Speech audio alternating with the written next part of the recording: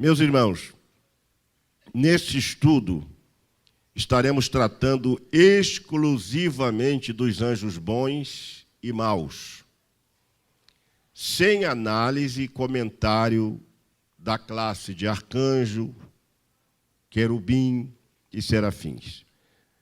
Se houver possibilidade, nós vamos fazer a parte 2 desta lição, onde nós vamos entrar no estudo sobre os querubins, o arcanjo, os serafins, os tronos, os principados, as potestades, dentre outros nomes que nós temos na Bíblia. Mas aqui nesse estudo, nós vamos focar tão somente nos anjos, quem entendeu?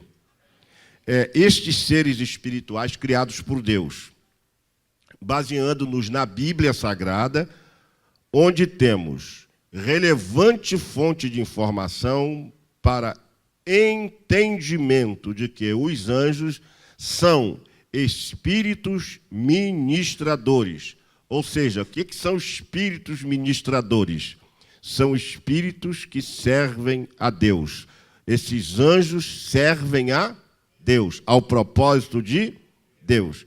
E por eles são enviados, segundo a Bíblia, para ajudar aqueles que hão ou que vão receber a palavra de salvação.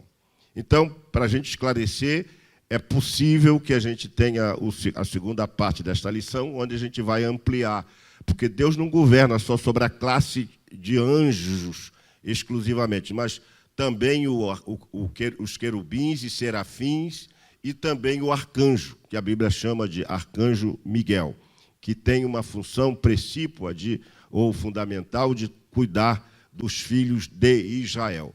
Mas muitos ainda não compreendem bem os anjos. Inclusive, em nossa lição, nós não estamos abordando aqui, porque vai possivelmente ser abordado na próxima lição, a questão do anjo da guarda, que tem muita gente equivocada acerca dessa questão. Dizer que cada pessoa tem um chamado anjo da guarda, né?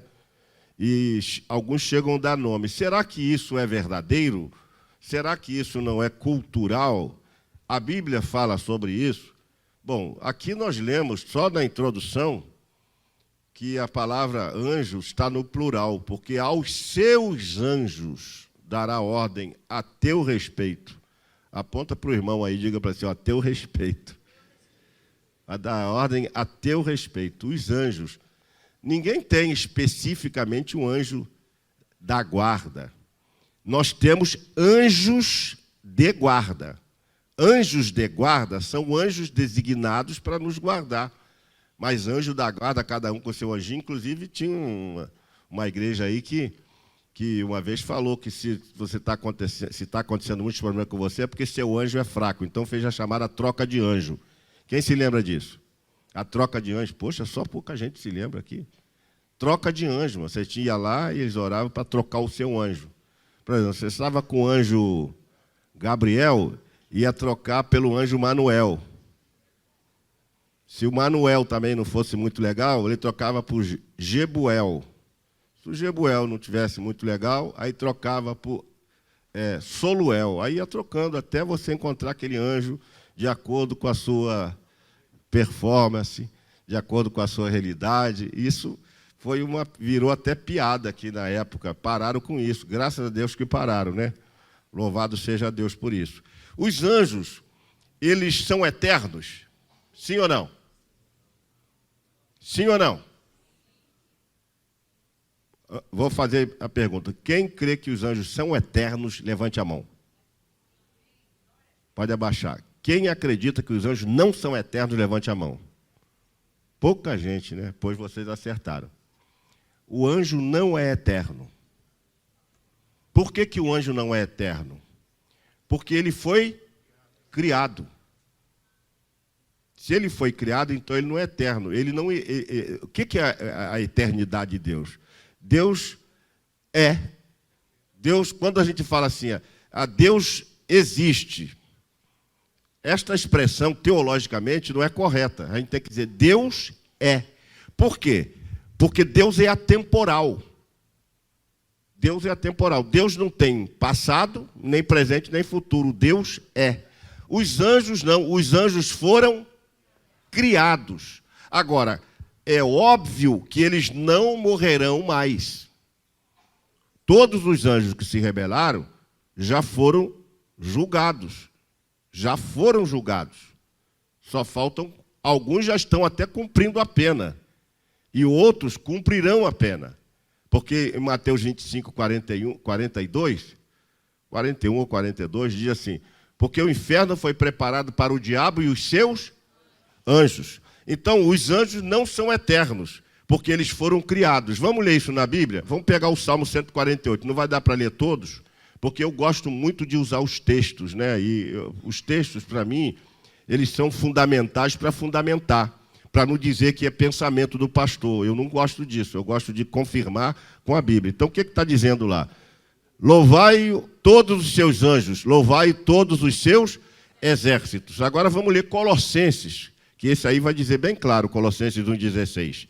Na tela, vamos agora, diz o texto: porque neles foram criadas todas as coisas que há nos céus e na terra, visíveis e invisíveis, sejam tronos, sejam dominações, sejam principados, sejam potestades, tudo foi criado por ele e para ele. Aqui está se referindo a quem? A Jesus Cristo. Então você vê que tem tronos, tem dominações, principado, potestade. Podemos estudar isso na lição 2. Mas aqui vamos focar nos anjos. Então eles foram criados. Por essa razão, já que falamos na criação dos anjos, vamos usar o texto de Neemias também, né? Neemias 9:6. A Bíblia, então, não indica com precisão em que período foram criados. Mas entendem os estudiosos que isso possa ter ocorrido logo após a criação dos céus e a criação da terra. Vamos lá. Senhor, só tu és Senhor, tu fizeste o céu dos céus e todo o seu exército. Quando está falando de seu exército ali, está se referindo aos seus anjos. Há um outro texto que não está aqui. Mas está assim, lá na frente, é Jó 38:7. Vamos pegar logo esse texto para a gente começar a alinhavar uma melhor compreensão sobre os anjos. Quando as estrelas da alva juntas alegremente cantavam e todos os filhos de Deus jubilavam. Os calvinistas não aceitam isso aí. Eles não aceitam. Basta dizer que num dos debates que eu fiz recentemente, quando eu citei esse texto, eu vi que um olhou para o outro assim, porque eles não acreditam nisso, né? Na verdade, esse texto é uma referência usada por grandes teólogos de que os anjos foram criados em determinado momento da história da humanidade, quando Deus criou o céu. Primeira coisa, lá no livro de Gênesis, diz assim: no princípio criou Deus os céus e a terra. Deixa eu dar uma informação para vocês, que vocês talvez possam até se espantar com ela. Mas ali o verbo, quando fala Bereshit Elohim Bará, Bereshit Bará Elohim, não é assim? Essa palavra, esse verbo bará, ele não existe em nenhum léxico do mundo dizendo que Deus criou o mundo a partir do nada. Isso não existe. Eu não sei quem criou isso dentro da teologia, e todos nós repetimos isso. É ou não é? Que o verbo bará significa que foi criado a partir do nada. Isso não é verdadeiro.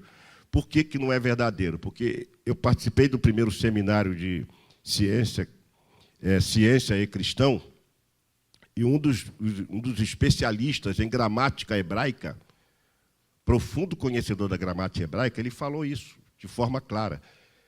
Inclusive, a teoria que nós, assembleanos, tínhamos e temos ainda, de 3 tipos de céu, eu mesmo preguei isso várias vezes: o céu original, a terra original, a terra caótica e a terra restaurada. Essa teoria caiu por terra a partir do momento em que foi desconsiderado o verbo bará como criar a partir do nada. Não existe isso. Eu pronuncio com algumas dificuldades algumas palavras. A palavra é léxico. Léxico, eu tenho dificuldade. É uma palavra que a irmã Fernanda falou ontem aqui no estudo lá das mulheres. Quando a mulher é feminina, como é que chama isso? Não, tem habilidade. Eu não consigo falar. Eu não consigo falar, viu, irmã Tereza? Não consigo falar essa palavra. Essa outra aqui também. Tem algumas palavras que eu não consigo falar. Eu acho que eu tenho que fazer fonoaudiologia, né? Ou então dá um jeito de cortar um pedacinho da língua para ver se melhora. Bom, então não existe isso. Os anjos, segundo a Bíblia, foram criados logo após a criação do céu. Ali no texto de Gênesis 1, 2 e 3, segundo uma outra linha de pensamento, não existe uma chamada terra original. O texto, na leitura que eles fazem, é assim: no princípio, criou Deus os céus e a terra, aí diz assim, porque ela era sem forma e vazia. Essa é o texto que eles, é a maneira como eles leem. E eles não estão muito errados, ou melhor, eles não estão errados. Eu acho que nós é que aprendemos errado. Mas isso aqui não está em discussão. Quem entendeu isso? Isso não está em discussão. Porque muitos ainda acham que é. Mas quem nos falou isso, num seminário de ciência cristã, foi um especialista em gramática hebraica. E ele disse, olha, essa teoria de que existia uma terra original, uma terra que se ficou caótica por causa da queda de diabo e depois Deus restaurou, essa teoria não prevalece. Deus criou os céus, que não temos como aferir em que época, e depois Deus embelezou a terra. Deus criou os céus e a terra, e embelezou a terra. Quando o texto vai dizer assim, a terra era sem forma e vazia, é porque ela não tinha beleza. Então Deus começou a trabalhar na terra. É assim que pensam os cientistas cristãos, que confirmaram isso através de muitas informações, inclusive bíblicas. Mas vamos deixar esse aspecto para lá. Então, os anjos foram criados possivelmente após a criação dos céus. Em que época foi criado os céus? Ninguém sabe, ninguém pode entender isso. A palavra originária no grego para anjo é ângelos, que literalmente significa o quê?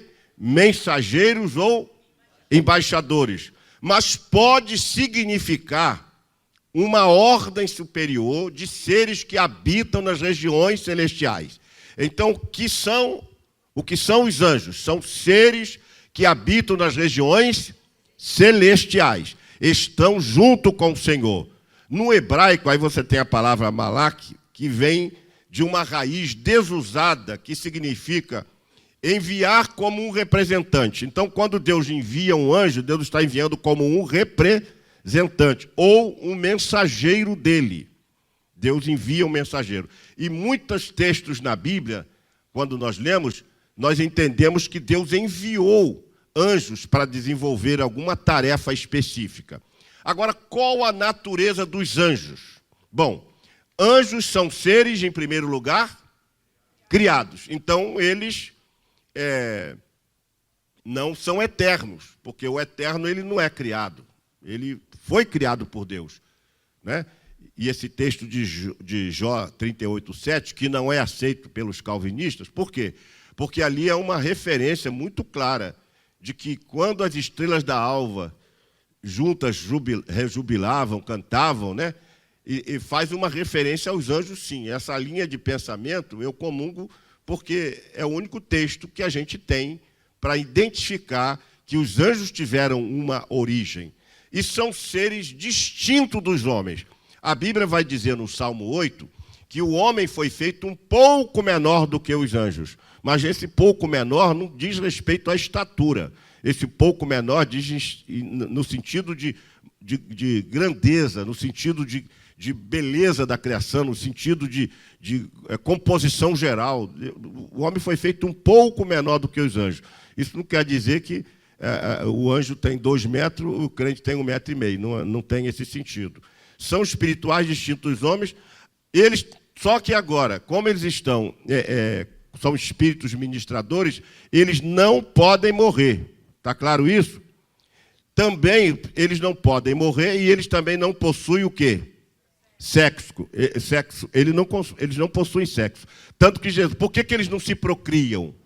Porque se os anjos fossem igual aos homens, o céu estava infestado de anjos. Tinha anjo até lá na minha casa. Tinha anjo aqui agora voando por aqui, porque não tinha mais lugar para botar tanto. Então os anjos não se proliferam, não se procriam. O número de anjos é limitado, né? Teve um autor, que é meu amigo, a Bessa, ele escreveu uma apostila que ele estima que tem 1 bilhão de anjos. É a estimativa dele, 1 bilhão de anjos. Você imagina, é anjo demais, né, irmão? Mas a Bíblia chama de exército. Então, eles não podem morrer, não possuem sexo, não procriam. Agora, eles possuem marcas de personalidade. Quais são as marcas da personalidade? O intelecto, a sensibilidade e a vontade. Todo ser humano, ele possui intelecto, sensibilidade e volição. Quais são? Em outras palavras, capacidade de saber, capacidade de sentir e capacidade de escolher. Então, os anjos possuem isso. Por que eles têm vontade? Como a gente pode identificar isso? A gente vai identificar isso quando aqueles anjos atenderam a proposta de Satanás. Eles tiveram vontade de se aliar a Lúcifer, que também é outro nome que eles querem, esse nome, Lúcifer, querem descaracterizar, porque ele foi incluído na Septuaginta, uma questão cultural, mas as palavras hebraicas ali apontam para Lúcifer mesmo. Estava num debate também, quando falamos de Lúcifer, aqui, os caras, mas na palavra Lúcifer não existe, não sei o quê. Eu falei, pô, meu irmão, para com isso. Você não tem outra explicação, é mais fácil contestar. Na verdade, o nome que aparece lá em hebraico é Lúcifer mesmo, né? Ele era um querubim ungido, Satanás, ele era o sinete da perfeição de Deus. Quando Deus queria mostrar a criação dele perfeita, ele chamava Lúcifer e mostrava, era um querubim ungido. Só que depois brotou o desejo de ser igual a Deus, e foi aí que deu esse problema que todos nós estamos pagando até hoje, né? Está lá em Isaías 14 e Ezequiel 28, mais 2 textos que há uma discussão milenar praticamente, que não se entendem sobre isso. Eu tenho a minha posição muito clara sobre essa questão, embora eu seja um nada diante desses camaradas, mas a minha posição, junto com grandes estudiosos, eu já disse, olha, o texto de Isaías 14 e Ezequiel 28, para mim, são fundamentais para explicar a origem de Satanás. É fundamental para a gente entender todo o conjunto da obra, porque o próprio Billy Graham escreveu um livro que tem como título Os 5 EID de Satanás. Ora, se você pegar Champlin, se você pegar Spurgeon, se você pegar Mateus Henry, todos eles, Mateus Henry diz que não há nenhuma confirmação de que esses 2 textos do capítulo 14 e Ezequiel 28, esses 2 capítulos, sejam uma alusão a Satanás. Irmão, só que eu aprendi em dezembro, do dia 9 a 13, no auditório do MEC, de 1973, quantos anos tem isso? 46 anos, eu aprendi com os grandes exegetas que estavam lá no MEC, uma coisa que eu achei fundamental para a minha compreensão de muitos pontos da Bíblia. E eles me disseram, e para todo o auditório que ali estava, que a palavra de Deus ela tem 4 acepções. Isso eu já falei isso aqui diversas vezes para vocês. Primeiro, ela é uma mensagem interpretativa do passado. Segundo, é uma mensagem que se apresenta em estilo simbólico e ou literário. Terceiro, é uma mensagem interpretativa do passado, estilo simbólico, e é uma mensagem futurística. E é uma mensagem reveladora do presente. Então, quando a gente pega a Bíblia, para a gente interpretar a Bíblia, a gente tem que olhar a Bíblia não com os olhos do nosso entendimento, mas sobre o que a Bíblia diz no seu conjunto. Isso é a regra áurea de hermenêutica. A Bíblia se interpreta a si mesma. Ora, aonde nós temos informações sobre Satanás? Nós temos, aparece só o nome dele 117 vezes na Bíblia.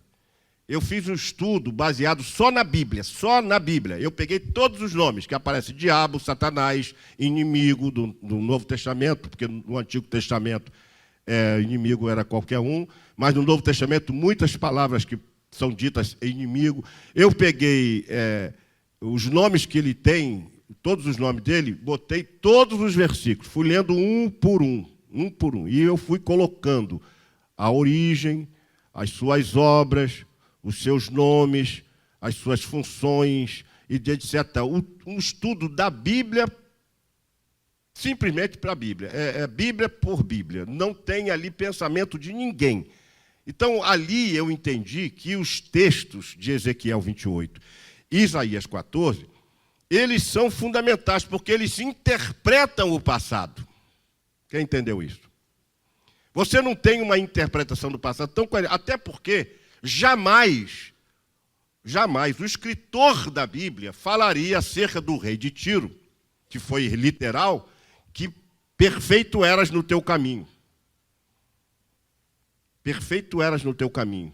Nenhum homem é perfeito. Mas Lúcifer, ele era perfeito nos seus caminhos. Então, quando você pegar alguns textos ali, você vê que se encaixa perfeitamente. Então, nós não podemos fazer a leitura da Bíblia, isso também foi um motivo de discussão, porque às vezes a gente confunde literalidade com símbolo. Essa semana mesmo, não sei se alguém aqui ouviu, até porque eu não anuncio isso, eu estava num debate, numa outra rádio. E o tema foi sobre o milênio e o arrebatamento. E quando se passou para os quatro, um não acredita no milênio, diz que aquilo é tudo simbólico, o outro diz que é código. Quando chegou, o outro colega já entendeu diferente, falando que é verdadeiro. E quando chegou comigo, eu disse, olha, eu entendo que 1000 anos é literal, com muita convicção, literal. Porque eu me lembro que eu falei isso aqui para vocês e já provei isso aqui a vocês. Eu perguntei para o Google, o que é milênio? Lembram aqui, com o microfone aqui, e ele respondeu, período de 1000 anos. Então eu falei, precisa estar escrito 1000 anos? Se está escrito milênio, corresponde a 1000 anos. Então, para mim, isso é literal, e fui explicando passo a passo. Aí o colega, não, mas Satanás já está preso. Eu falei, mas como que está preso? Então, quem é que está fazendo essa desgraça toda? Como que ele está preso? Ele está tão solto, que a Bíblia diz, resistiu o diabo e ele... Como é que ele está preso, se ele foge, quando você resiste a ele? 1 de Pedro 5,8, vigiai e sede sóbrios, porque o diabo, vosso adversário, anda. Como é que ele anda se ele está preso? Em vosso derredor, buscando a quem possa.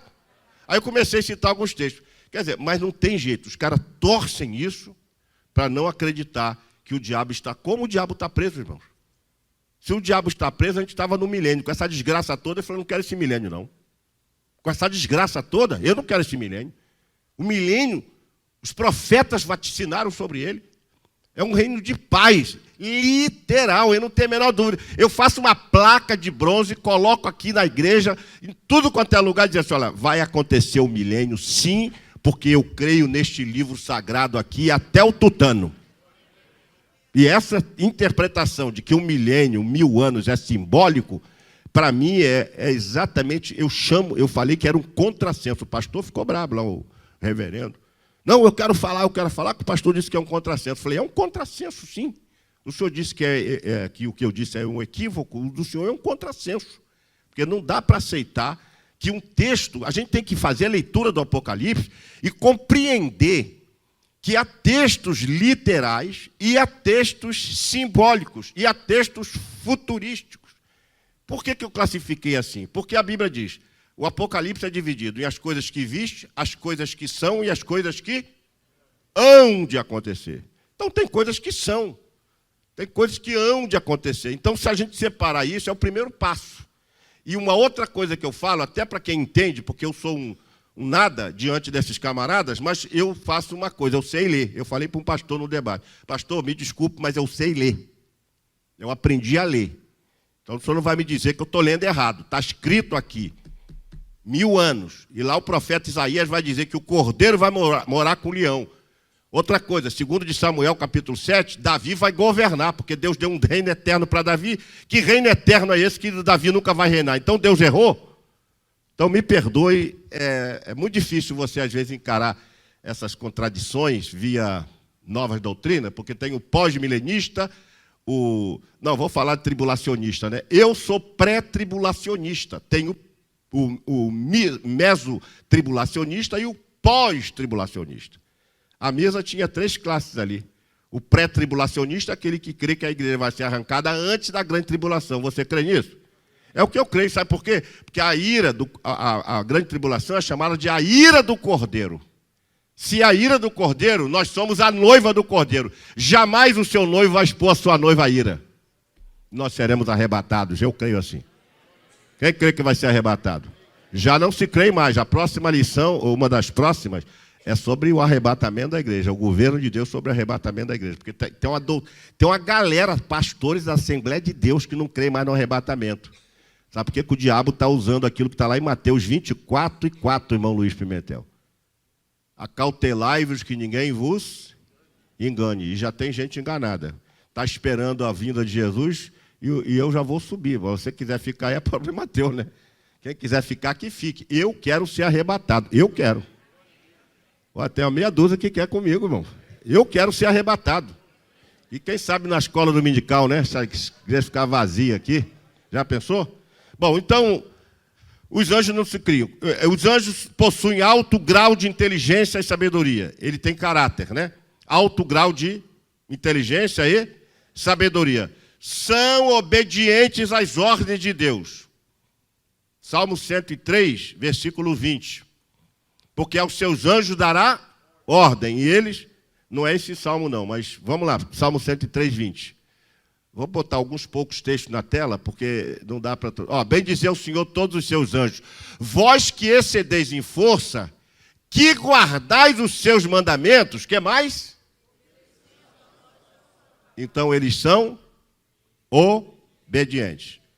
Eles voam para executar as suas ordens. Por isso que a Satanás não é onipresente. Só Deus é onipresente. O que é onipresente? Deus está aqui, está em Israel ao mesmo tempo. Está nos Estados Unidos ao mesmo tempo. Está em Portugal ao mesmo tempo. Está no Chile ao mesmo tempo. Em todos os lugares. Mas Satanás não, ele tem que sair daqui para ir para lá, de lá para ir para outro lugar. Porque a Bíblia, quando na passagem de Jó, o Senhor perguntou para ele, de onde você vem? De rodear a terra. Deus está presente. Só precisamos distinguir 2 coisas. Essas 2 coisas. A presença da ação de Deus. Deus está presente em todos os lugares, mas não está agindo em todos os lugares. Está claro isso? Está presente, ele está, porque ele é mas não está agindo. Agora, aqui ele está agindo. Você crê que ele está agindo? Pelo menos aqui ele está agindo. Então, os anjos não são onipresentes, mas voam a uma velocidade, eu acredito que eles voam à velocidade da luz, 365 metros por segundo. Rapidamente eles estão em algum lugar. Ou a luz não, a luz, o som que é isso, né? A luz voa 300 mil quilômetros por segundo. 300 mil quilômetros por segundo. Isso vai daqui até o fim do mundo, assim, em 1 segundo. Os anjos fazem isso rapidamente. Então eles voam, são obedientes. Eles também voam para executar as ordens e testemunharem as maravilhas da administração divina. Deus usa os anjos para fazerem esse testemunho das suas maravilhas. Eles são chamados de eleitos também. São chamados de santos, são chamados de agente dos negócios da providência. Esse nome não está na Bíblia, mas é um nome usado pelos estudiosos. Agente dos negócios da providência divina, que na verdade é o que se abstrai do texto de Daniel 10 e 13. Se a gente puder colocar na tela esse texto, Daniel 10 e 13, você vai entender isso. Enquanto eles veem o texto, são tementes a Deus e protegem os homens que temem ao Senhor. Olha o que diz o texto. Mas o príncipe do rei da Pérsia me resistiu 21 dias. E eis que Miguel, um dos primeiros príncipes, veio para me ajudar, para ajudar-me, e eu fiquei ali com os reis da Pérsia. Então você vê que, quando Daniel está falando disso, mas o príncipe do reino da Pérsia, a quem ele está se referindo aí? A quem ele está se referindo? Mas o príncipe do reino da Pérsia me resistiu 21 dias. Quem foi que fez isso? Foi o diabo, né? Que resistiu, simbolizado aí pelo príncipe do rei da Pérsia. E Daniel, então, teve a ajuda do arcanjo Miguel, que é o arcanjo destinado a proteger Israel. São tementes a Deus, protegem o homem. Aí entra o Salmo 34, versículo 7. Que o anjo do Senhor acampa-se ao redor dos que o temem e o livra. É o que as pessoas pegam isoladamente e diz que cada um tem o seu anjo da guarda. Na verdade, todos nós somos guardados sim. Se você pensa que não, Deus sempre designa um anjo para cuidar de você. Quando você está numa situação de perigo, o anjo de Deus, se você teme ao Senhor, Deus vai te guardar. Amém? O que diz o Salmo 34? Eu acho que é isso, né? O anjo do Senhor acampa-se ao redor. O que é acampar, irmão? É fazer uma morada provisória, porque acampamento não é para você ficar toda a vida, é fazer uma como é que chama? Morada provisória. Ele está provisoriamente ali. Quando você sai do perigo, ele vai proteger outros, e assim, os anjos estão envolvidos. Mas ninguém aqui vai afirmar que tem um anjo da guarda, que o nome dele chama-se Ptolomeu. Não fala isso não, meu. Tá? Temos anjos de guarda. São tementes a Deus, protege o homem. A Bíblia diz que eles transportaram Lázaro. Eu acho lindo esse texto. Não é Mateus, não, né? É Mateus? Não. Eu acredito que seja Lucas, né? Lucas 24, 31, não, também não é Lucas 24. Mas é Mateus sim. Vamos lá para esse texto, Mateus 24, 31. Mateus 24, 31. E ele enviará os seus anjos com rijo clamor de trombeta, os quais ajuntarão os seus escolhidos desde os quatro ventos de uma a outra extremidade dos céus. Os anjos terão a incumbência de ajuntar todos os santos, né, para recolher. E segundo a Bíblia, né, Mateus 24, 31. Mas a passagem de Lázaro, há um destaque que eu gostaria de mencionar para vocês, que é o seguinte. A Bíblia diz que morreu o Lázaro e os anjos o levaram. E morreu o rico, e o rico foi sepultado. Olha só a diferença. Os anjos levaram Lázaro e o rico foi sepultado. Há uma diferença entre a morte do ímpio e a morte do justo. O anjo levou a alma e o espírito de Lázaro para o seio de Abraão. E quanto ao rico, a Bíblia diz que ele foi simplesmente sepultado. Você entendeu isso? Vale a pena crer que Jesus é o único que pode enviar um anjo para nos levar para o lugar celestial. Então, agora, aí nós temos os anjos maus também. A Bíblia diz que transportaram Lázaro ao paraíso e um dia vão ajuntar os escolhidos desde os quatro ventos. Quanto aos maus, perderam as suas boas por aderirem à rebelião de Satanás. Esses anjos que aderiram à rebelião de Satanás, na ordem de 37%, ou um terço, esses anjos foram chamados, está lá em Apocalipse 12, 4, podemos ler esse texto?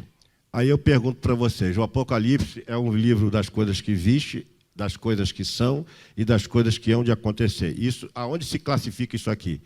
E sua cauda levou após si a terça parte das estrelas. É futurístico isso? Isso remonta ao quê? A um passado remoto na queda de Satanás. Amém? Satanás foi lançado, só que ele não saiu sozinho. Às vezes, eu uso isso para identificar a rebelião na igreja. Eu já falei para os pastores, coloquei isso no meu Face. Sempre que há uma rebelião, a gente sabe que é de Satanás, que um terço vai. Sempre vai um terço. Pode fazer a conta aí, vai um terço da igreja. Então, aquela galera que vai junto, porque Satanás não quis sair sozinho do céu. Levou um terço após si. E lançou sobre a terra. Essa foi uma outra discussão. Satanás caiu. Caiu aonde?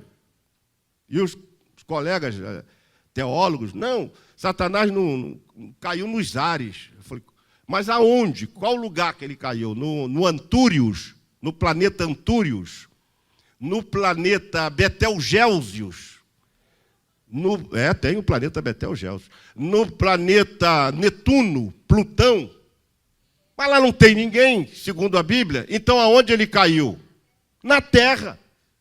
Jesus disse, se eu via Satanás cair como um raio. Jesus não estava vendo ele cair naquela hora ali, não. Jesus viu ele cair lá na eternidade, porque ele estava lá.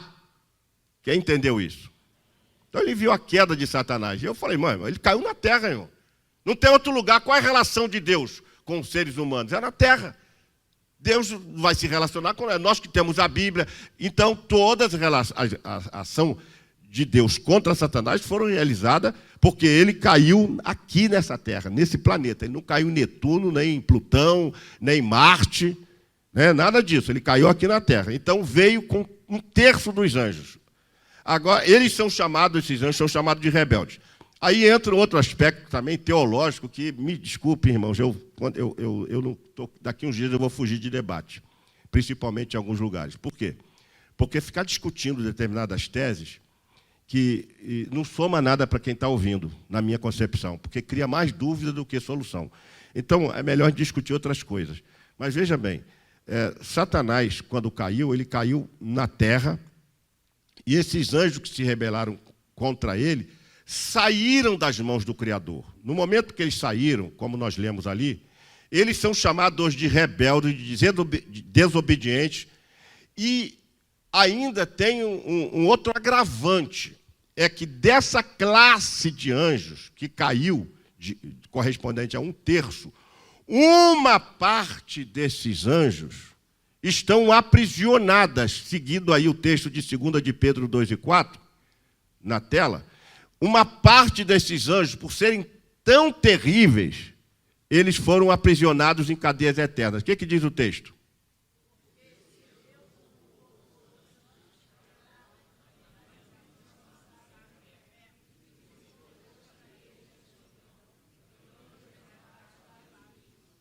Muito bem, então está lá. Porque se Deus não poupou os anjos que pecaram, mas havendo lançado no inferno, os entregou à cadeia da escuridão, ficando reservado para o juízo. Agora, eles estão aprisionados? Não.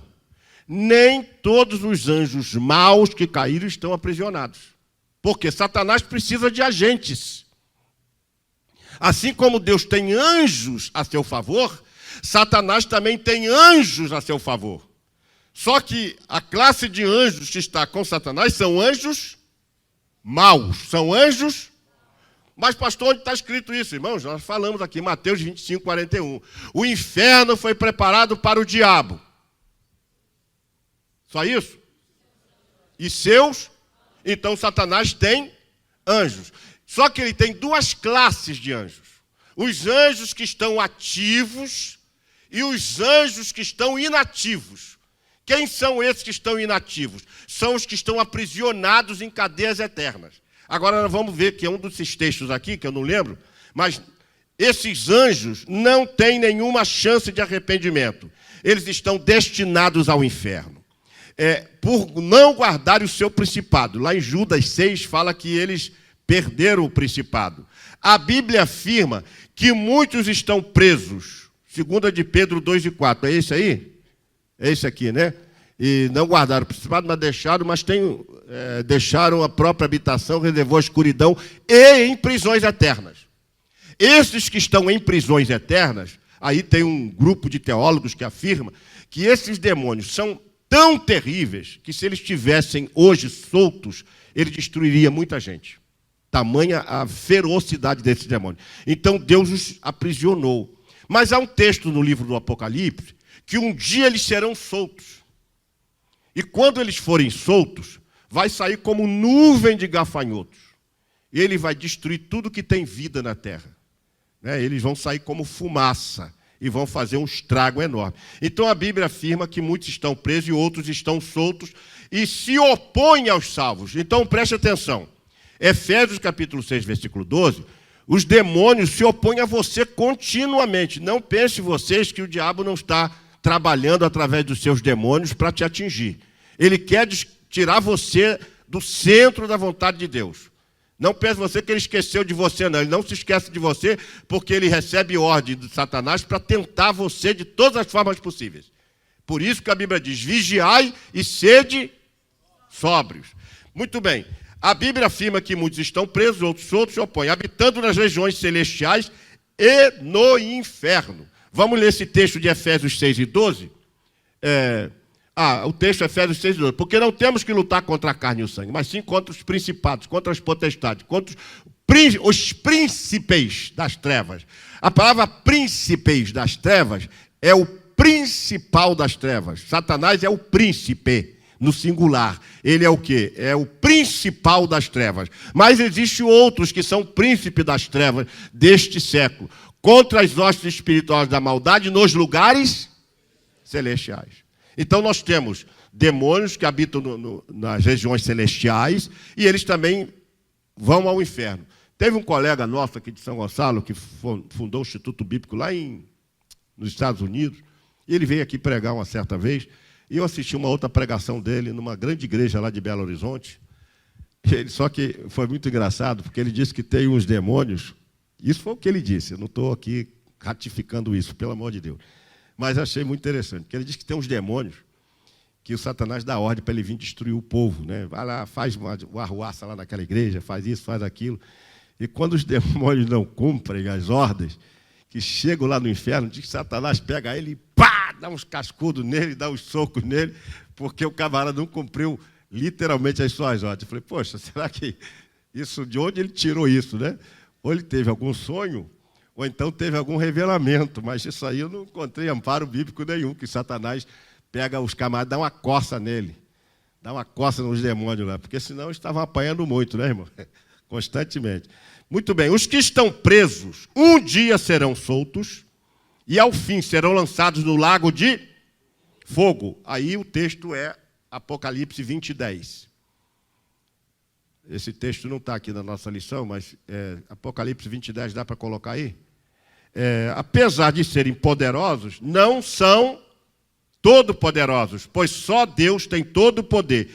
E a Bíblia diz que maior é o que está conosco. Então vamos ler esse texto, depois vamos ler 1 João 4 e 4. O que diz ali? E o diabo quis enganar, foi lançado no lago de fogo e enxofre, onde estão a besta e o falso profeta, e de dia e de noite serão atormentados para todo. Aqui há uma inferência aos demônios. É uma referência a Satanás, mas todos concordam em que quando Satanás for lançado no lago de fogo, todos os demônios com ele também serão lançados no lago de fogo, de onde nunca mais sairão e nunca mais poderão perturbar os salvos, porque estaremos numa outra dimensão, estaremos com o Senhor. E aí vai acabar muito sofrimento na terra. O outro texto que eu queria ler é 1 de João, para dizer para você que maior é o que estão conosco do que o que está no mundo. Esse texto de 1 João, é bom que você guarde bem ele. Filhinhos, vamos dizer juntos?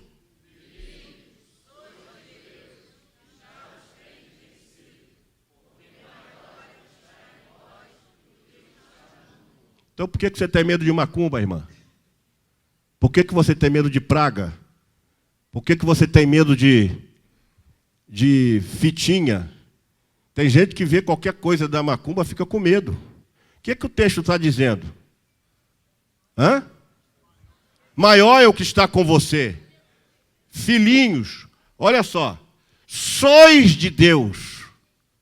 Guarde isso, minha irmã. Você é de Deus. O diabo não tem poder sobre a tua vida. Você é de Deus.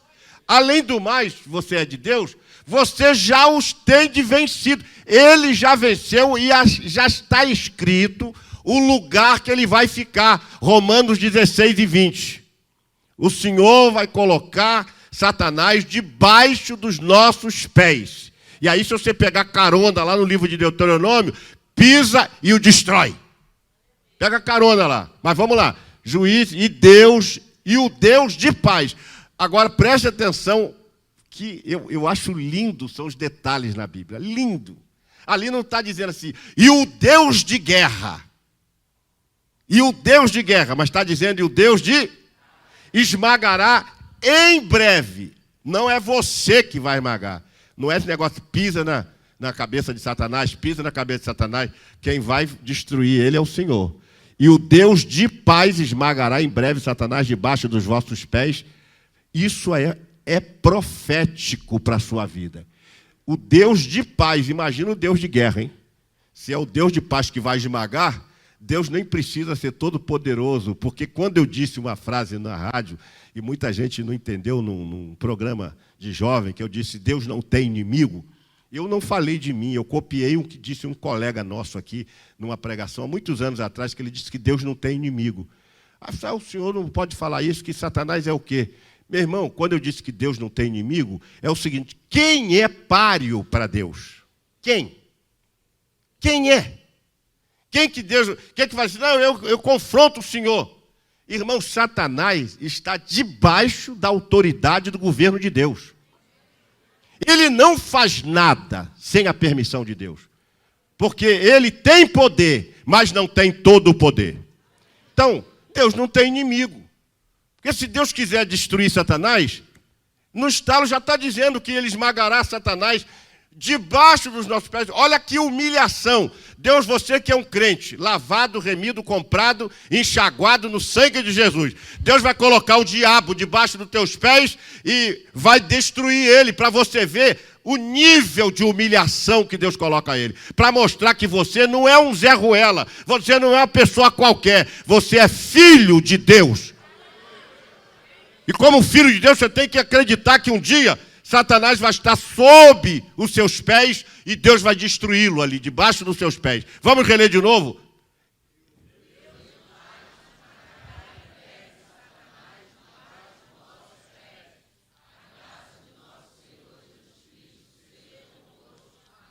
Essa parte final é linda. Ele falou assim, ó, nem vou pregar mais. Já ministro a bênção apostólica. Só vou dizer isso para vocês, gente. E o Deus de paz esmagará a Satanás debaixo dos vossos pés. Nem vou pregar mais, já vou ministrar a bênção apostólica. Pronto, já acabou a pregação. Irmãos, a pregação mais curta que eu leio, mais curta que eu vejo, e a pregação mais verdadeira e profunda da Bíblia. Acabou, e Paulo já falou, não vou falar mais nada, só vou dizer para ele assim, a graça do nosso Senhor Jesus Cristo. Não é lindo isso? Isso eu aprendi aqui agora, sinceramente. Eu aprendi aqui agora. Por isso que eu gosto de jogar na tela, porque me abre os olhos, que a gente vê pequenininho, a gente não presta muita atenção, né? Aqui eu vi a palavra Deus de paz, não é Deus de guerra, e vi que Satanás vai ficar debaixo dos nossos pés. E Paulo falou assim, vamos terminar o sermão logo, porque a hora já acabou. E que lindo. E a graça, e já ministra a bênção apostólica. Aí sai os crentes com aquela mensagem para casa. Meu Deus, Satanás vai ficar debaixo dos nossos pés. Deus vai humilhar ele um dia. E nós já o temos vencido. Que essa palavra é profética. Você já o venceu. Você está lutando contra o inimigo que já foi vencido. Então a gente não pode permitir que ele se prepondere sobre nós. Lute em frente a ele. Quais são os nomes dos anjos? Não obstante serem chamados de anjos, os bons, possuem outros nomes na Bíblia. São chamados de varões, chamados de vigias, de santos, de exército de Deus, espíritos ministradores, principados, poderes e exército celestial. São vários nomes. Todavia, alguns possuem nomes específicos, como é o caso de Daniel. Já os anjos maus são aqueles que se juntaram a Satanás em sua rebelião, quando quis ser igual a Deus, e do céu foi derribado. A Bíblia não cita os nomes dos anjos maus, porque é uma informação inútil. Mas, por inferência, podemos nominá-los de... Vamos lá? Toda a igreja.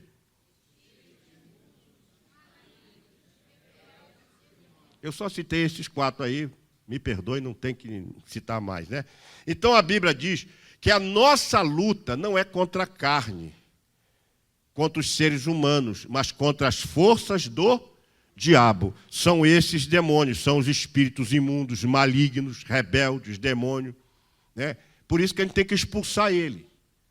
Eu já até fiz uma crítica aí a alguns colegas que ficam entrevistando o diabo no púlpito. Eu acho isso um absurdo, ficar perguntando para o diabo. A gente faz isso, ele ainda fala, não, a gente faz isso para o povo ficar com medo. Isso é teologia do medo, não precisa fazer isso.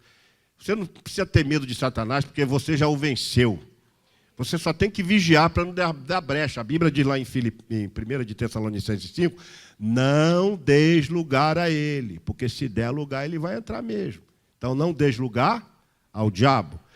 A atividade dele, quais são as atividades dos anjos? Quanto às atividades dos anjos, é de bom ouvido distinguir a ação dos anjos bons e dos anjos maus. Né? Os anjos bons, o que eles fazem? Adoram a Deus, observam os homens, trabalham em favor do crente. Ele trabalha em favor do crente. Está lá em Hebreus 1 e 14, nós podemos ler esse texto. Ele trabalha a seu favor. Eles cooperam com os ganhadores de alma. Não pense que os ganhadores de alma saem em campo sozinhos. Não, os anjos do Senhor te acompanham. O que é que diz Hebreus 1 e 14?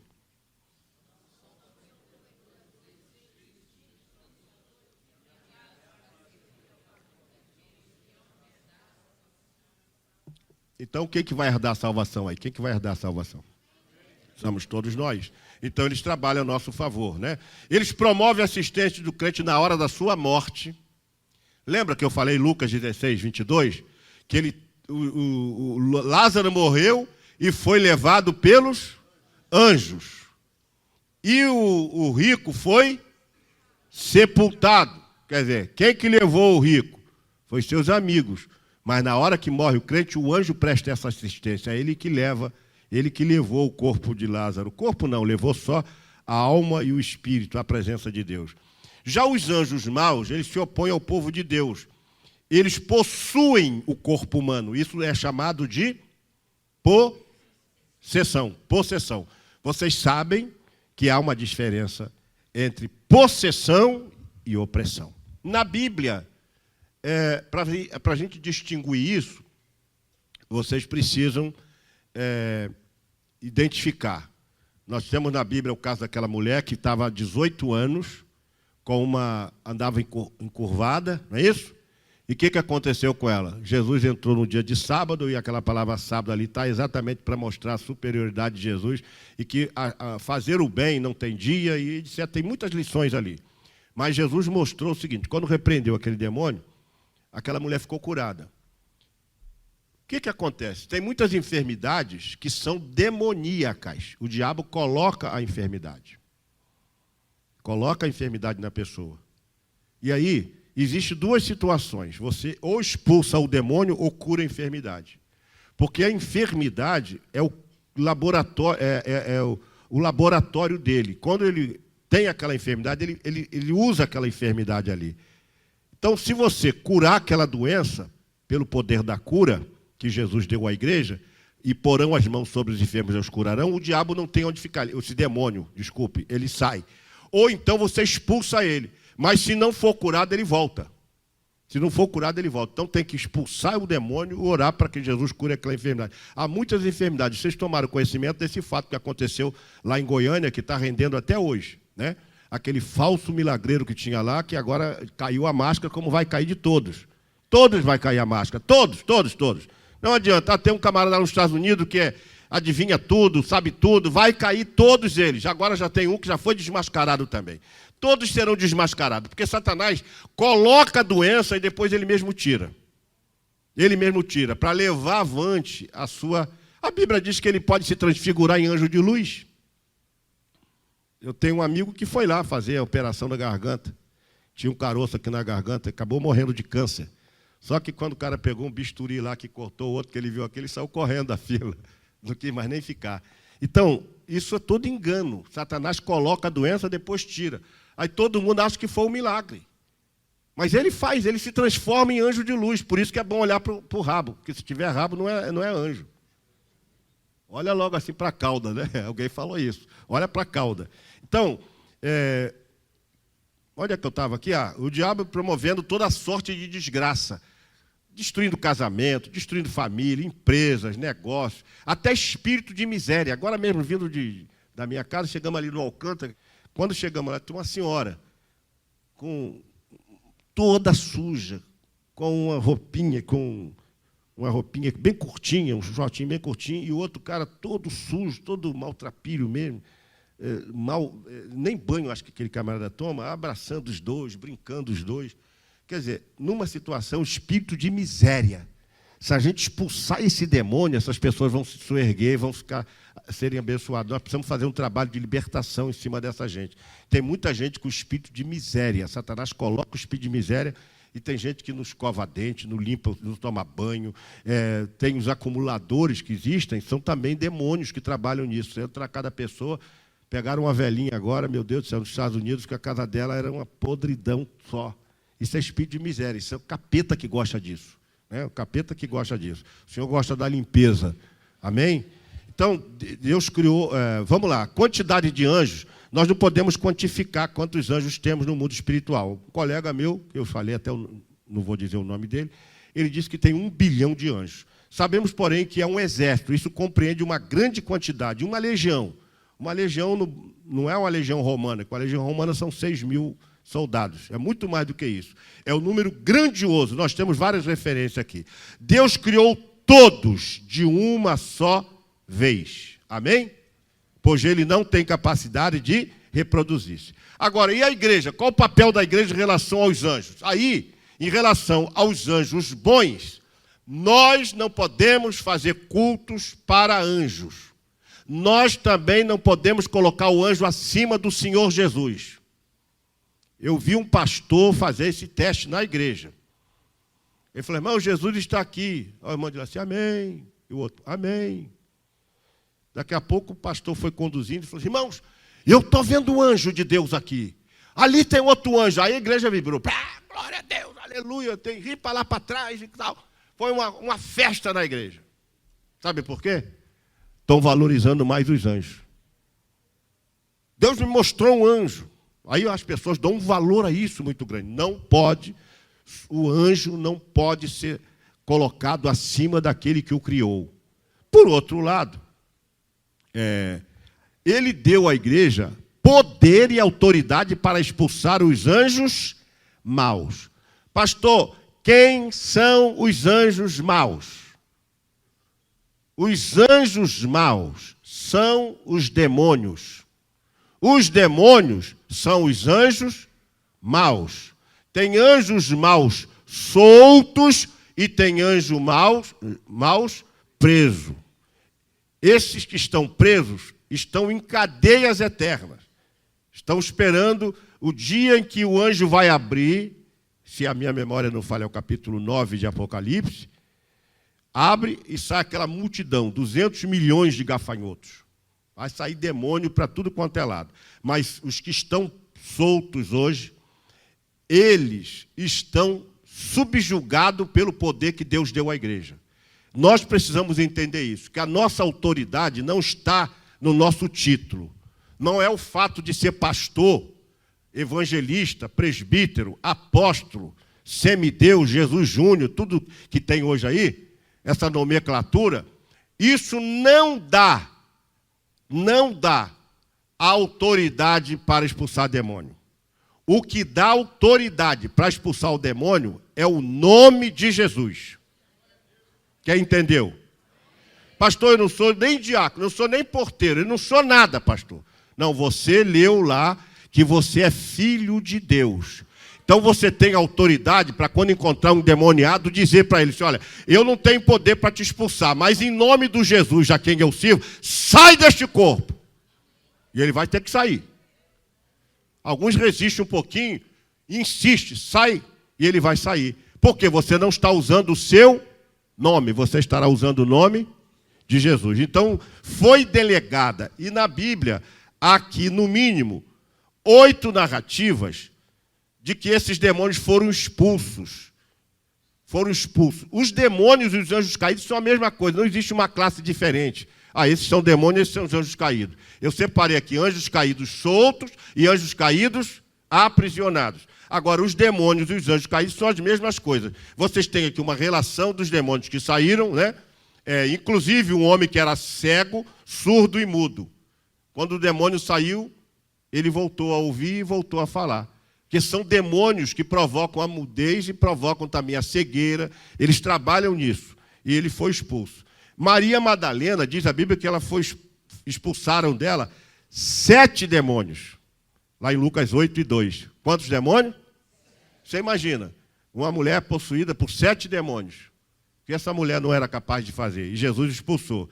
Ele nos ordenou, e vou dizer para vocês que ele nos ordenou a ordenar. Está claro isso? Quem concorda isso? Ele nos ordenou a ordenar, porque ele disse, ide, é uma ordem. Então, ele nos ordenou a ordenar, ide, e em meu nome expulsarão um demônio. Então, você tem a ordem que Jesus te deu, a autoridade que Jesus te deu para você expulsar os demônios. Ele ordenou a expulsá-los em seu nome, Marcos 16 e 17. Os crentes da igreja primitiva expulsavam os demônios das pessoas. Tem vários textos aqui que provam isso. Os evangélicos não usam a expressão exorcismo.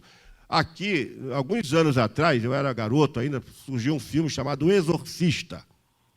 Quando passou no cinema, irmão, aquilo era um escândalo, todo mundo ficava com medo. Então, já a coisa virou tão comum que as pessoas já não têm mais medo. Agora o tal de Walking Dead, agora já tem Walking Dead de tudo quanto é jeito. Já tem até as piriguetes de Walking Dead, tem tudo.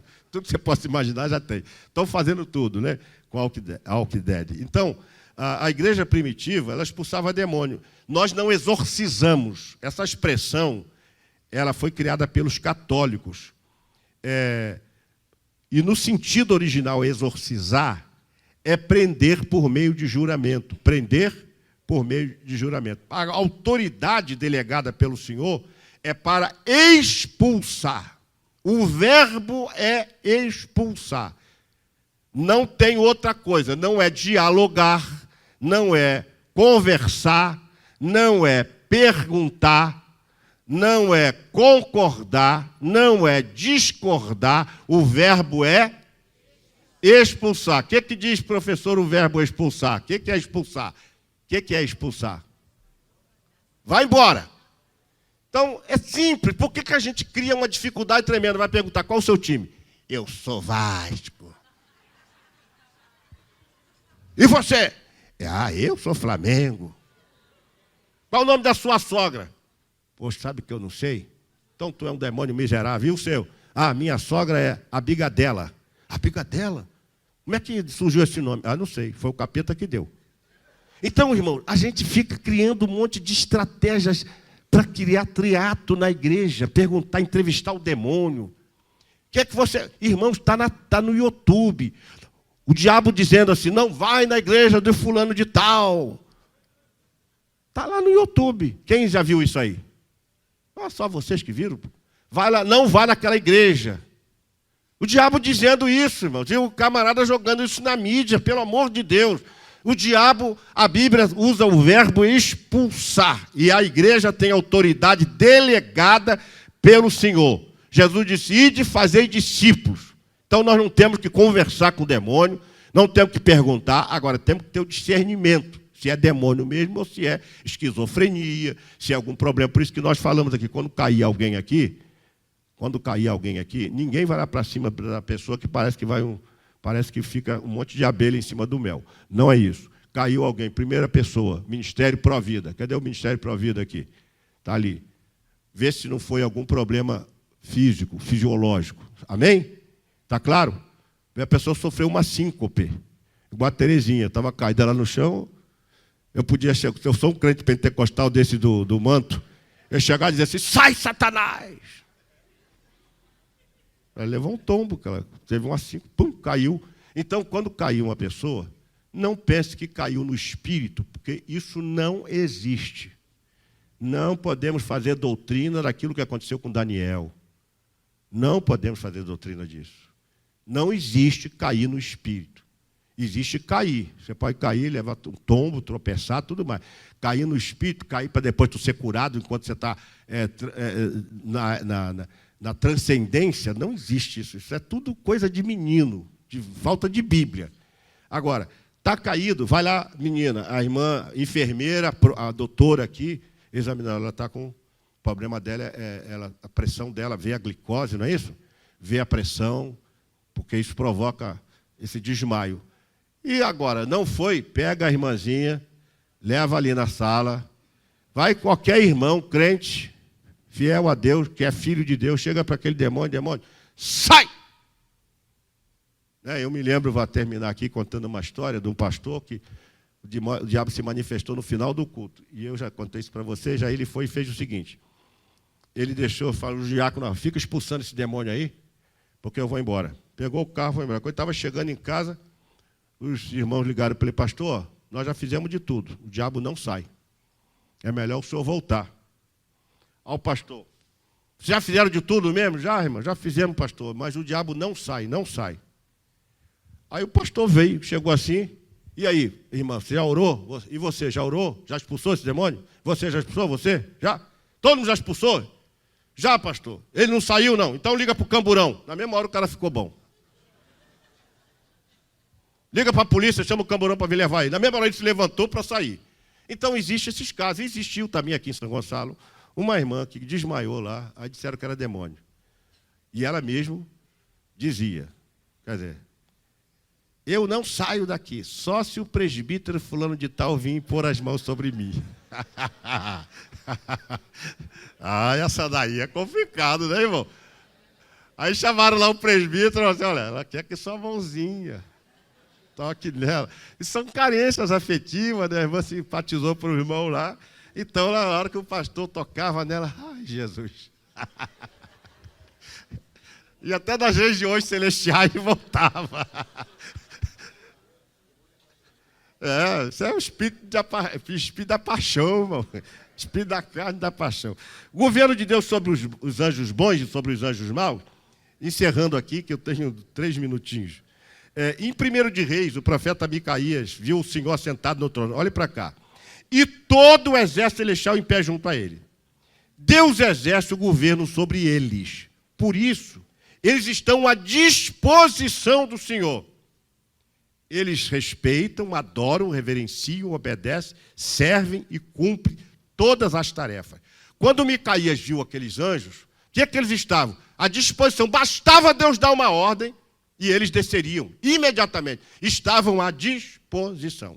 A Bíblia afirma ainda que os anjos se submetem ao Senhor Jesus, porque nosso Jesus é superior a eles, porque Jesus é eterno, né? Ele é o Filho de Deus. Ele disse que antes que Abraão existisse, eu sou.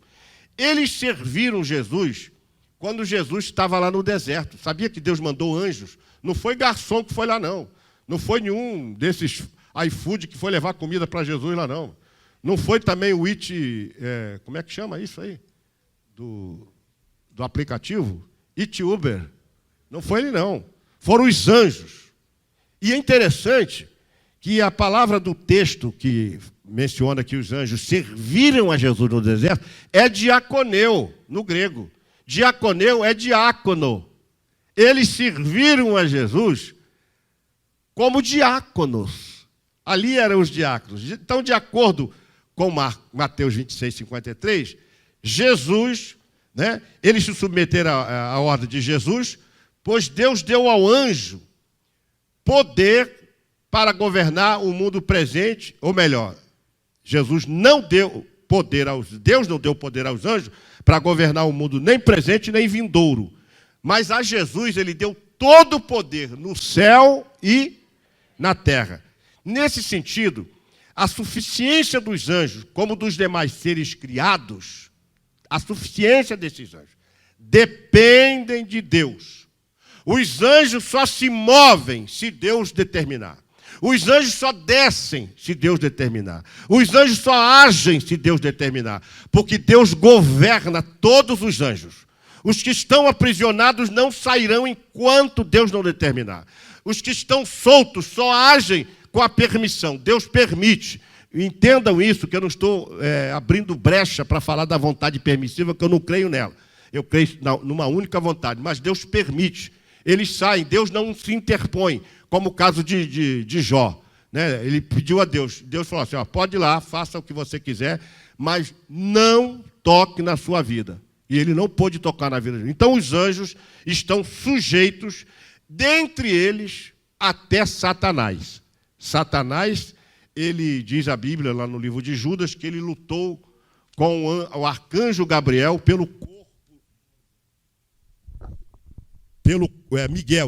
Miguel lutou pelo corpo de Moisés. Da mesma forma, esses anjos maus, eles podem emudecer uma pessoa, cegar uma pessoa, subjugar uma pessoa, oprimir uma pessoa. E a opressão é muito séria, porque todos nós sofremos opressão. O que é a opressão? É sofrer pressão de.